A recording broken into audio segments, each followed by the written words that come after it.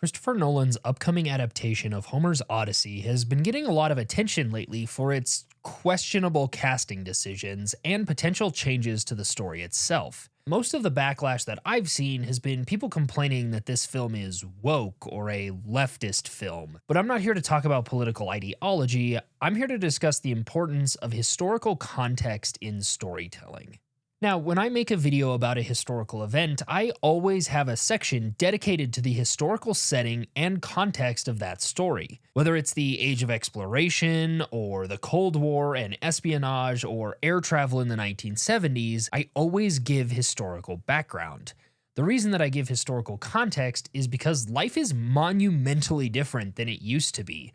Even the last 20 years has seen changes to everyday life and culture that make the last 20 years seem worlds apart. So if I don't set the stage, you, the viewer, are going to look at the story through your modern lens, which can lead to misunderstanding the story. The best example I have would be the story of D.B. Cooper, who hijacked a plane with a bomb in 1971. Looking through our modern lens, you would say this story doesn't make sense because there's no way he could get a bomb on a plane. That's not possible. But you live in a post 9/11 world where security at airports is insanely tight. Putting this story in the context of the 1970s, where air travel was much more lax when it came to security, helps to better understand how the events took place. And this doesn't just apply to things like technology and safety, but to language, clothing, art, and culture, ideas about masculinity, femininity, war, national identity, and race. These are all just a handful of elements that go into understanding the historical context of a story, and each of them has extremely minute details. That's why when it is done well, experts of a time period will praise things like the details on the buttons on someone's jacket or the money that's being used. And these elements are more than just things in the background of a story. They have an effect on how the people think, the actions that they take, and how they interact with the world and the other people around them. This grounds the character to the world they live in and is extremely important. Without grounding in historical context, our understanding of and immersion into stories breaks down, and when we lose that understanding and immersion, we miss the lesson the story is trying to tell us. And this is where Nolan's Odyssey comes in. There has been a ton of buzz around the casting decisions that have been made in this film, more specifically Lupita, Zendaya, and Travis Scott, as well as the use of modern vernacular in the language and inaccurate portrayals of armor and weapons. None of these things would be an issue if Nolan had set out to tell the story of the Odyssey in a different cultural context, but he didn't. It's been stated that the team was trying to make the story accurate to the time period, which would be the late Bronze Age when the story was written. However, many experts of this time period have pointed out that the armor and the ships that have been shown don't accurately reflect that. But those are things that could be overlooked, especially if you aren't familiar with the time. But the casting choices are a different story. Choosing to cast black actors as major characters in one of the most influential pieces of literature in Greek history is never going to work if the goal is historical accuracy. This story was written by a Greek, featuring Greek soldiers, Greek gods, and Greek places, and casting black actors to play ancient Greeks is not accurate by any stretch of the imagination. And failing to be accurate to the time and setting of a story is not only going to break the immersion and understanding of the story, but calls into question the credibility of the storyteller. If you, as a storyteller, fail to properly set up the basics of your characters, any investment in the rest of the world that your audience has falls apart, no matter how accurate the rest of the world might be, because characters are the audience's window into that world. And none of this is to say that the story couldn't be done using black characters or a different historical setting, because it's been done before.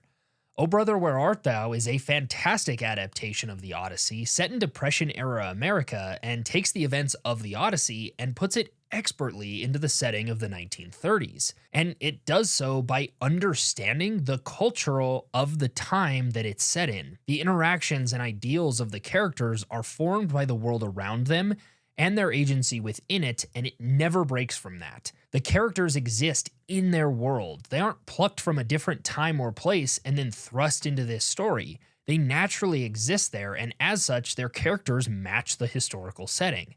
And because I was curious, I looked it up, and there are more black characters in Nolan's Odyssey than Oh Brother, Where Art Thou? You mean to tell me that there were more blacks in Bronze Age Greece than in the Depression era South? Why is it so important that we put stories into their historical context aside from immersion in the story?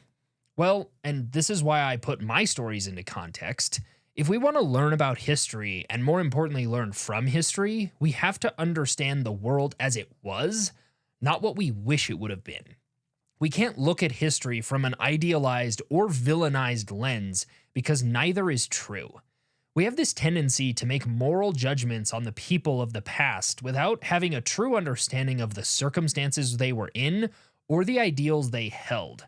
A great example of this is the way modern people look back on the 1950s. Generally speaking, people tend to fall into one of two camps. Either they idealize the time period as the last age of American excellence, and those that demonize it and say that it was filled with sexism and racism, and both views are true and false. Was there a ton of prosperity in the United States during the 1950s? Yeah, but it also had a lot of racism, sexism, political and social strife, and alcoholism saw a huge growth at this time. The point is, if we only look at the positive sides of history, we fail to understand the shortcomings of the people and that time, and we are doomed to make the same or worse mistakes if we try to replicate their successes. And if we only look at the negative, we become nihilistic cynics with nothing to aspire to. And if the things that we focus on have an impact on us, and all we do is look at the negative, it's no wonder our lives and the world around us becomes darker and darker. Failure to understand the full context of history is also why the most literate countries in the history of the world can't understand the basics of the most circulated book in history. And this is why I want to tell stories while doing my best to put them in their historical context, because I truly believe that history can be an amazing teacher if we look at it and understand it properly. Because even though some of the stories that we tell are thousands of years old, they are still about people. And people really haven't changed much. People back then dealt with the same struggles we do, and there's something about these old stories that resonates down to the very core of what it means to be human. They inspire us and they remind us that our struggles are not new. Someone else has been here before and they were able to make it out and move forward. So maybe by trying to understand their stories, we can make it out too. And that's why it's so frustrating to see someone like Nolan, who has shown an understanding of these concepts of storytelling in the past, make such blatant mistakes. It's not about representation or not wanting black actors in movies. It's about being faithful to the history and stories of the people who came before us. Because if we want to be remembered for who we truly were, we should probably remember those who came before us in the same way. And Hollywood has this stupid habit of blaming audiences when a film doesn't perform well rather than looking at themselves and trying to learn from their mistakes. I want people to call me out for historical inaccuracies or mistakes in my videos because that's how I get better at making them.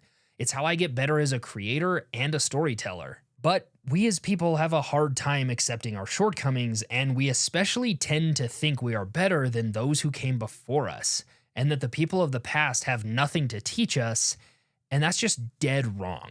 The only thing that you could say makes us better than the people in the past is the fact that we still have a chance to learn from their mistakes and become better.